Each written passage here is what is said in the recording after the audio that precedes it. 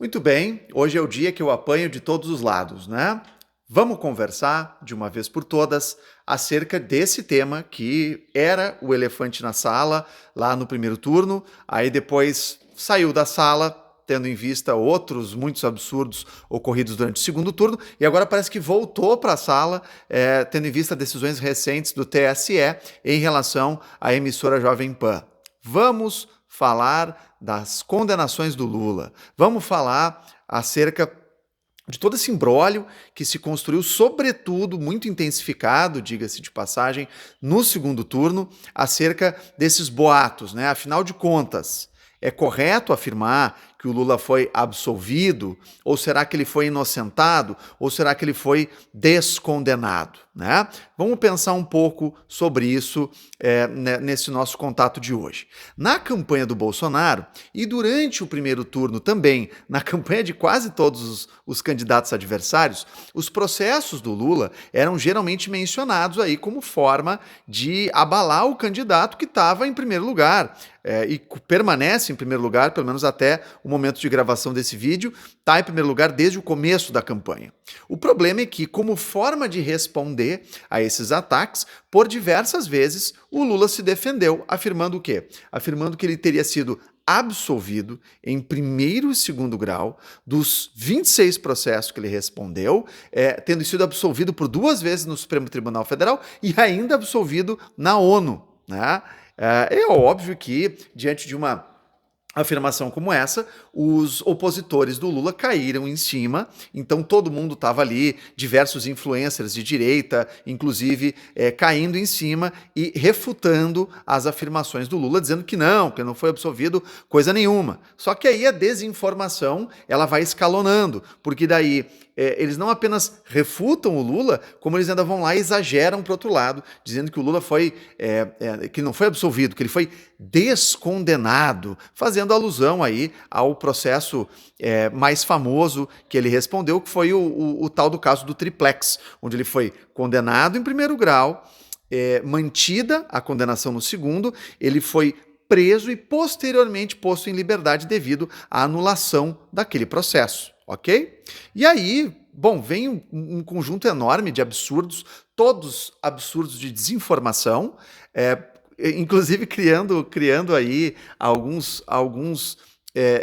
algumas postagens quase engraçadas, né, mas todas muito absurdas e todas voltadas à manipulação da opinião pública, por exemplo, com aquelas bobagens, aquelas comparações que não se faz, né?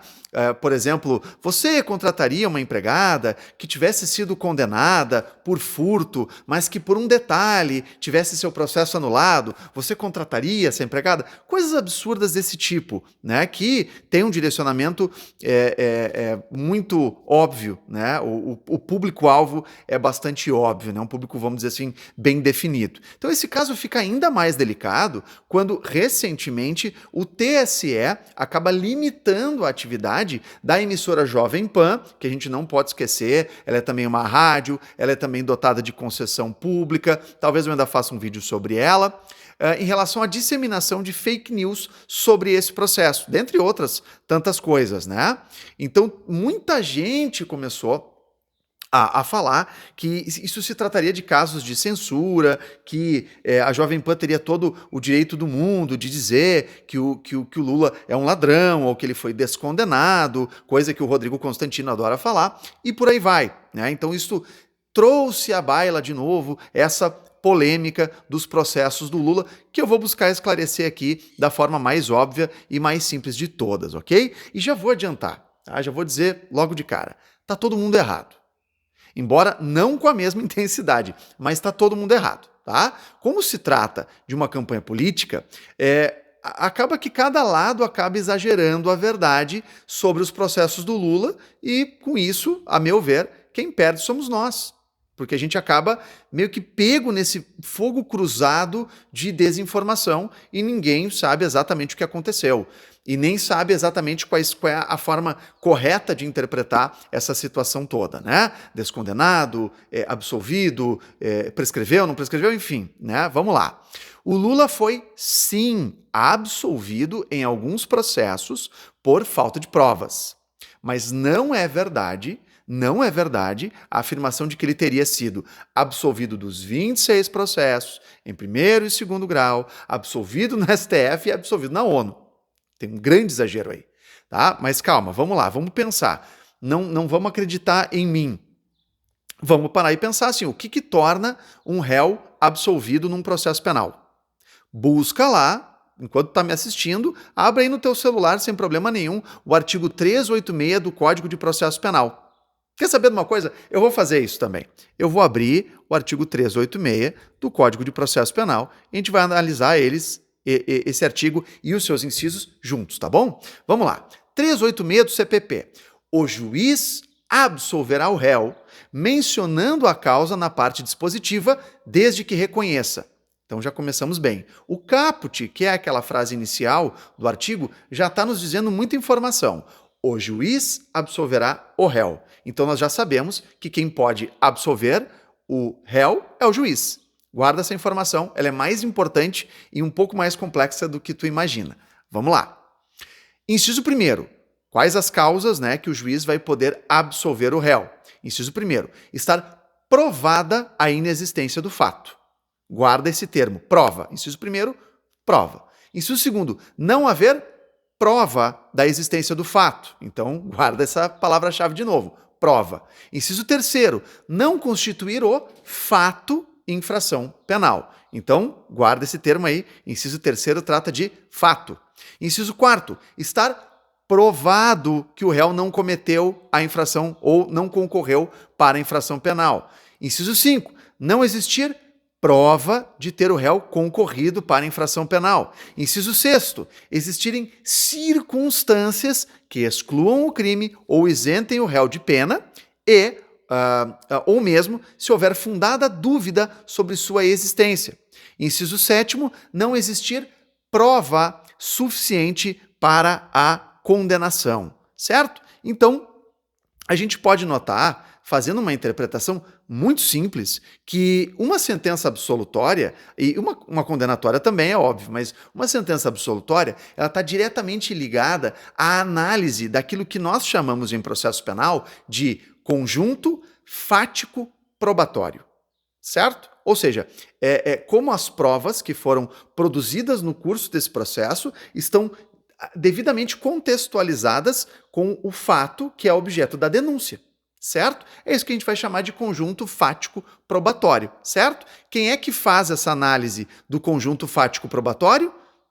Lembra aquilo que eu falei antes. Caput do artigo 386 vai dizer o quê? O juiz, que é o juiz que absolverá o réu. Então, quando a gente fala em sentença absolutória, nós falamos em uma análise do conjunto fático probatório feito por um juiz. Mas que juiz é esse? É um juiz que represente um juízo competente e deve ser um juiz isento para julgar. É esse o juiz que pode ou condenar ou absolver no processo, certo? Ou seja, quando falamos, então, em absolvição do réu numa sentença penal absolutória, falamos de uma análise da prova contextualizada com os fatos que são objeto da acusação. E essa análise deve ser feita por um juiz apto, certo? Um juiz legítimo para julgar, legitimado para julgar, ok? Então, se a gente analisar o caso do triplex, Lula não foi absolvido, tá? Podemos afirmar isso categoricamente, Lula não foi absolvido no caso do triplex. Por quê? Porque a absolvição demanda análise fático-probatória para o juiz apto, mas nesse caso não tinha juiz apto, porque o Sérgio Moro foi considerado suspeito, em primeiro lugar, e o juízo de Curitiba foi determinado, ele foi considerado incompetente para fazer aquele julgamento, para acompanhar aquele processo.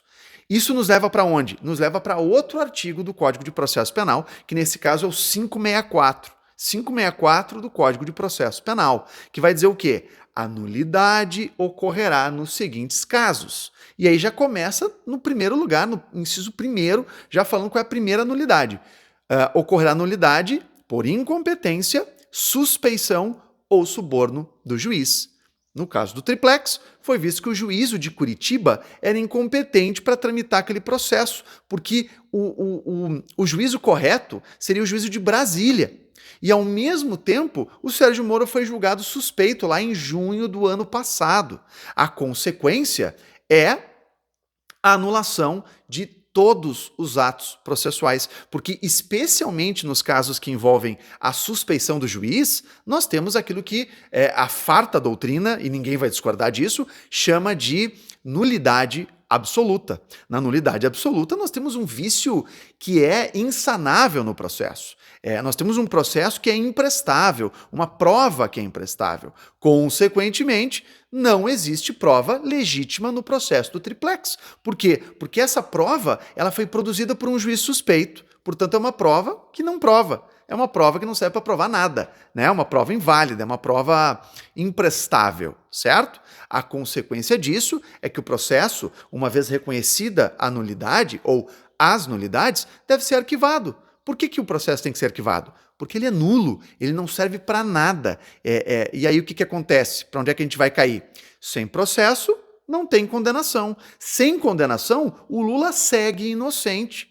Veja bem, eu estou dizendo que ele segue inocente, não que ele foi inocentado. Lula não foi inocentado, porque o processo penal ele não se presta a isso, né?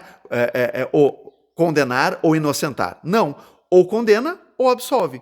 Simples, certo? A consequência básica da absolvição é que mantém-se o status de liberdade, mantém-se o status de inocência do réu. Simples assim. Isso é a consequência direta da absolvição. No caso do Lula, como o processo foi anulado, o processo foi arquivado, como foi visto que o processo era ilegítimo, seguia-se o status quo ante, que a gente costuma dizer no direito. Seguia-se o que era a realidade antes, que é o quê? Inocência e liberdade do réu. Simples assim. Então não há que se falar em inocentado no caso desse processo do Lula, ok? Ao mesmo tempo, como não há que se falar inocentado, também não há que se falar nada dessa bobagem aí que andam dizendo de ter sido descondenado. Né? O Rodrigo Constantino falou isso, o coitado lá do padre Quelmon também falou isso em rede nacional durante os debates. Né? Lula foi descondenado. Não foi nada. Não existe esse negócio de descondenado. Tá? Lula só seria considerado condenado após o esgotamento de todos os recursos. E isso não aconteceu. É o que a gente chama de trânsito em julgado. Então não aconteceu o trânsito em julgado daquela sentença penal condenatória do Sérgio Moro, que foi mantida em segundo grau. Não transitou em julgado. Então o Lula não podia ser considerado formalmente condenado. Sendo anulado o processo, cai por terra todos os atos processuais, inclusive os atos de produção de prova, inclusive a sentença penal condenatória do Moro, inclusive o acórdão que manteve essa condenação lá no TRF. Simples assim, Lula segue inocência.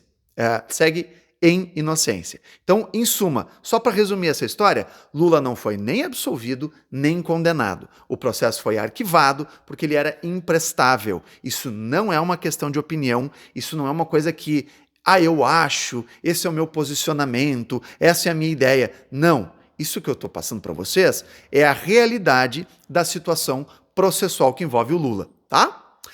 Mas eu acho, na minha opinião, a meu ver, o Lula foi condenado, porque o Sérgio Moro condenou e o TRF4 manteve. Mano, presta atenção. Se tu parte desse princípio, tu tem um problema muito grave para resolver com a Constituição Federal, que é o dispositivo legal que prevê a presunção de inocência, e com o Código de Processo Penal, que é o dispositivo legal que prevê as causas de nulidade de um processo. A situação do Lula é simplesmente uma aplicação da lei, nada mais. Por isso eu estou te passando essa realidade fática do processo, adequado a todos os julgamentos. Certo? E aí, quando eu falo em Constituição, quando eu falo em processo penal, eu não estou falando especificamente do Lula. Eu estou falando de ti, falando de você, de mim, do meu vizinho, eu estou falando da minha mãe, eu estou falando do teu marido, eu estou falando da tua melhor amiga, porque quando a gente analisa processo, a gente não se posiciona simplesmente por opinião, por aquilo que a gente gosta, por aquilo que a gente acha bonito ou feio, certo? A gente analisa pela técnica processual, simples assim. O ordenamento jurídico, ele não está nem aí para aquilo que a gente acha bonito ou feio. Não é assim que funciona. Lembre-se bem, ó, se tu concorda com a sentença do Moro, saiba que o que deu legitimidade a essa sentença do Moro é exatamente o mesmo ordenamento jurídico que dá legitimidade à decisão de suspeição da atuação do Moro. Certo? O ordenamento jurídico é um só. A gente não pode simplesmente pegar e dizer assim, não, em relação a esse processo aqui, eu gostei dessa sentença, porque isso aqui foi justo e aqui a lei me serve. Agora, em relação a essa decisão, eu prefiro não aproveitar. Então aqui é autoritarismo, aqui é corrupção, aqui é juiz comprado, aqui é juiz mau, feio e bobo que eu não gosto. Não é assim que funciona. Nesse caso, a gente precisa ter um pouco de maturidade para poder analisar a situação e verificar que, por mais que a decisão não seja adequada à nossa opinião, à nossa vontade, é o ordenamento jurídico que nós temos e esse ordenamento jurídico é um só para a gente analisar esse único processo, que foi o caso do triplex do Lula, ok? É claro que nós ainda podemos analisar essa questão sobre o prisma da prescrição da punibilidade do Lula. Tem essa outra questão, muita gente está discutindo sobre isso, é uma outra polêmica completamente desnecessária, já vou te adiantar, já vou te dar esse spoiler, mas para esse vídeo aqui não ficar muito comprido, eu gostaria de abordar esse tema talvez em um outro momento. Então, se tu quer que eu trate sobre esse assunto da prescrição do processo do Lula, comenta aqui, eu vou ter o maior prazer de fazer um vídeo sobre isso sem problema nenhum, tá? O que eu preciso deixar claro hoje, o que eu preciso deixar claro nesse vídeo é que a gente não pode escolher qual a parte do ordenamento jurídico a gente gosta e qual não gosta para analisar um processo, certo? Não é justo, não faz sentido. Outra questão, né, e talvez seja a questão mais delicada para a gente conversar hoje, é que eu reconheço perfeitamente que existe uma diferença enorme entre o que é técnica processual e o que é o teu voto. Perfeito. É justamente por isso que eu deixei muito claro que o Lula erra ao dizer que foi absolvido, certo? Eu repito, o Lula erra quando diz que foi absolvido, porque eu sei que isso pode induzir em erro algum eleitor, porque para o senso comum, né? Para o senso comum, ser absolvido pode significar ter provado a sua inocência. Eu consigo compreender isso perfeitamente. Ninguém tem o direito de usar esse jogo de palavras dessa forma para induzir o eleitor em erro, fazendo o eleitor acreditar que o Lula provou a sua inocência porque ele disse que foi absolvido. Certo? Então, nesse sentido, eu concordo perfeitamente e eu entendo perfeitamente as diferenças entre técnica processual e voto. Tudo bem. Mas aí eu tenho que te dizer uma coisa que talvez não seja muito legal de ouvir. Se o que te impede de votar no Lula é o fato de que ele não provou a sua inocência, você está errado. É isso mesmo, você está errado. Veja, não tem obrigação nenhuma, ninguém tem obrigação nenhuma de justificar o seu voto. Vote por aquilo que você achar correto. Vote com a mão na sua consciência, com a mão no coração, com a mão no bolso. Vote pelo que você quiser. Mas se você espera que o seu voto seja um voto coerente, lembre-se que o Lula é inocente. Provando a inocência ou não, o Lula é inocente. Independente do caminho que levou ele a ter o restabelecimento da sua inocência, a realidade é uma só. O Lula é inocente. E veja bem, isso é muito importante.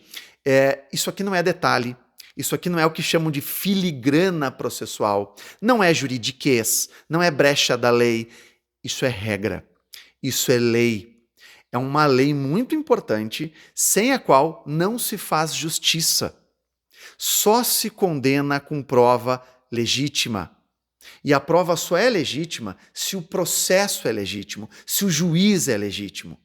Se o processo não é legítimo, se a gente não tem juízo legítimo, se a gente não tem prova legítima, só o que sobra é um cidadão inocente.